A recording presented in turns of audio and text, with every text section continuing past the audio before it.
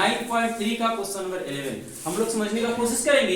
इसमें देखिए क्या लिखा है, ए बी सी डी ई एक पंचभुज है। कहां पे है? ए बी सी डी ई, ये जो है ये एक पंचभुज है। आगे बोल दिया है बी से होकर एसी के समांतर, बी से होकर एसी के समांतर एक रेखा खींची गई है, यानी कि बढ़ाई गई है, जो डीसी को एफ पर मिलती है, जो डीसी को कहां मिलती है? एफ पर। आगे लिखा है दर्शाइए कि area of A C B is equal to area of A C F. थोड़ा ध्यान से देखेंगे हम लोगों को क्या दर्शाना है। दर्शाना है area of A C B, area of A कहां है? ए सी बी, ये वाला जो ट्रायंगल है इसका जो एरिया है वो बराबर है area of A C F का। ए सी एफ इधर है, ए सी एफ इधर का बराबर है। ये चीज को हमको देख लेना है, यानी कि ये वाला जो ट्रायंगल है इस ट्रायंगल के बराबर है। सबसे पहले हम लोग परिमाण में ले लेंगे, क्या ले लेंगे? क्योंकि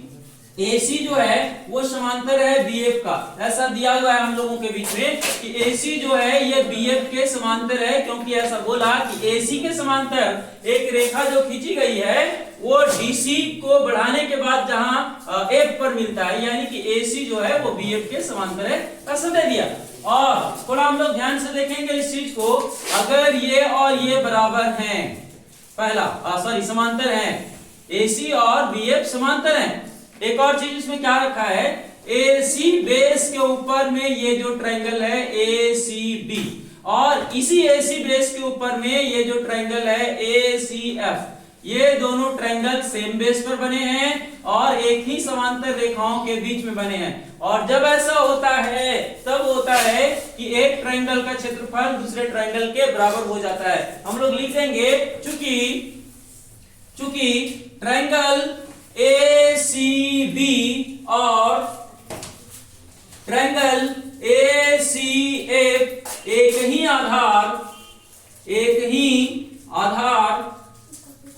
का नाम दे देंगे AC, एक ही आधार AC, और समांतर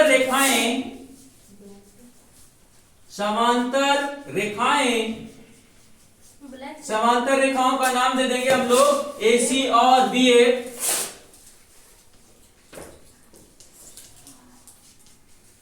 के बीच बने हैं, इसलिए अगर ऐसा होता है तो क्या होता है? अगर ऐसा होता है तो एरिया बराबर होता है, इसलिए एरिया जो होगा, area of ACB will be equal to area of ACF, ACF के एरिया का बराबर हो जाएगा। ये जो हमारा है ये फर्स्ट पार्ट हमारा क्लियर हो गया कि ACB का एरिया जो है ACF के एरिया के बराबर है। पहला पार्ट हमारा क्लियर हो गया। अब इसको थोड़ा आगे ले जाते हैं हम लोग, इसको थोड़ा आगे ले जाते हैं, और आगे ले जाकर के करते क्या है, यहाँ पे कुछ और दिया है, कह रहा है एक और का एरिया ऑफ AEDF। AEDF कहाँ है देखेंगे, AEDF ये वाला जो एरिया है, ये जो एरिया है उसको हम लोगों को इक्वल लाना है किसके साथ में? Area of ABCDE, area of ABCDE, area of ABCDE, यानी कि इसके साथ में इक्वल लाना है। थोड़ा हम लोग ध्यान से देखेंगे, अभी हम लोग इसको बराबर कर चुके हैं और इसको बराबर कर चुके हैं, और अभी किसको बराबर करना है हमको? इसको, ऐसा, यानी कि हमारा ये वाला पार्ट में ये वाला पार्ट एक्स्ट्रा आ रहा है, इसको ऐड कर देंगे। इधर वाला देखते हैं, ये वाला जो है ना, ये वाला, इसको बराबर करना है, तो ये तो हमारा बराबर हुआ ही, केवल ये पार्ट को ऐड कर देंगे। तो दोनों साइड में, इस दोनों साइड में हम लोग इस पार्ट को ऐड कर देंगे तो शायद हमारा ये भी आ जाएगा। थोड़ा हम लोग ट्राई करके देखते हैं क्या होता है। हम लोग लिखेंगे area of ACB plus area of, इसको ऐड करते हैं यहां से लिख देते हैं ACDE, area of ACDE is equal to area of ACF plus area of, फिर से वही चीज को ऐड करेंगे जो यहां पे ऐड किए हैं, ACDE। अब आगे हम लोग देखेंगे क्या होता है हमारा एरिया ऑफ, ये ACB और ACDE कहां है देखेंगे, ACB ये वाला है और ACDE ये वाला है। इसको पूरा को मिलाने के बाद में क्या बन जाएगा, ABCDE।